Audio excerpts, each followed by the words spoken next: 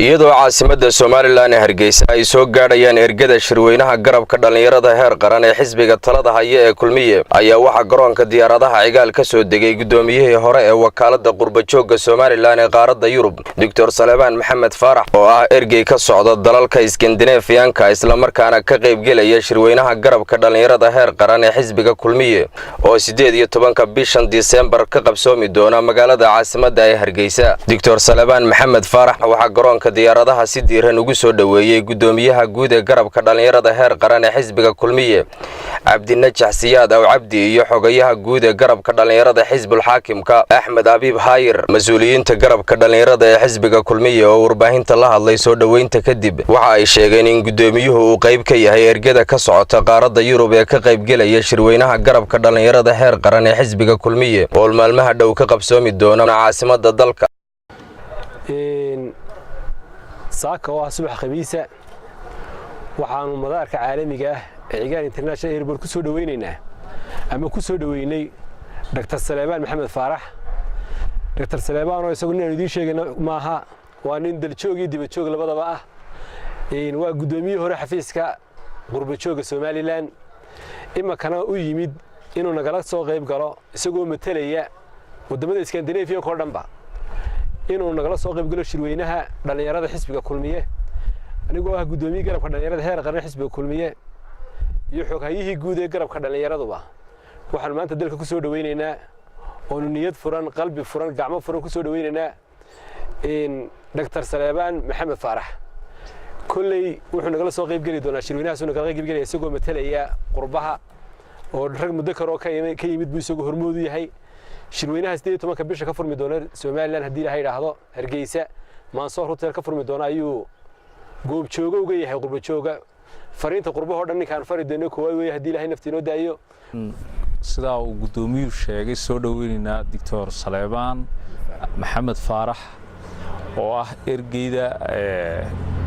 ka nooga timiday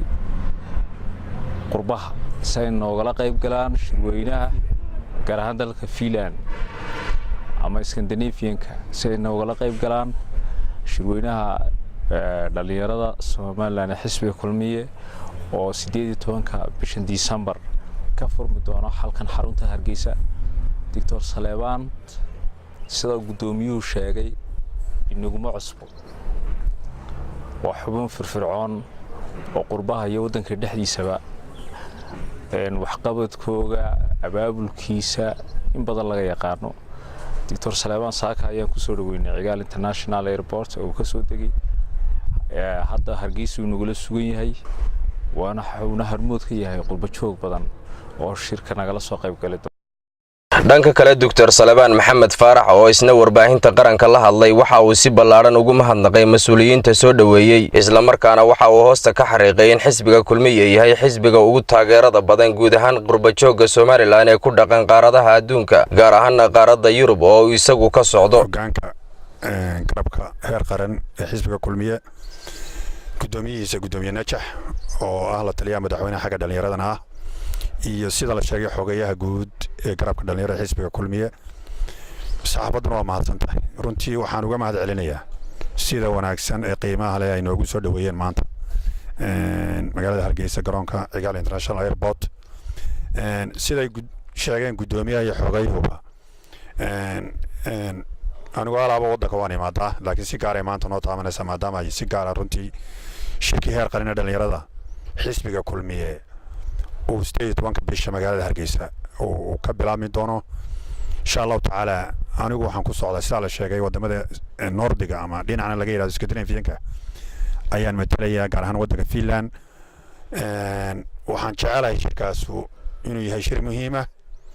oo gudaha iyo dibadba runtii wax saameyn weyn ku yeelan doona xisbiga Kulmiye oo ka soo bixi doono arjani insha Allah taala in hawshu ay si fiican u socoto haddii hogaanka guud ee xisbiga noqoto iyo haddii hogaanka dhalinyarada noqotaba labadaba haws sida loogu talagalay ayay u socotaa haddaan qurbajoogannahay waaweyn dadka waaweyn ee taageerayaasha xisbiga dhalinyaradaba sida wanaagsan ay hawsha u wadaan ilaa hadda ee hawshu u socotay milkiga iyo sharafta leh qiimaha leh ee dadaal ku jiro aad iyo aad bay runtii noo dhiirigelinaysaa anagu taageerayaashii dibadda aanu nahay guduhu ka dhisan yahay xisbigu taageerayaal fara badan runtii dibadda ayuu ku leeyahay oo waynu ogsoonahay kulmiye guulaha ugu badan uu gaadhay ku naaloodo waxa ka mid ah taageerayaashu dibadda ku leeyahay weli annagu waxaan sunaynaa barwaaqo sooran baa ku nooshiin hawsha waxaanu jecelnahay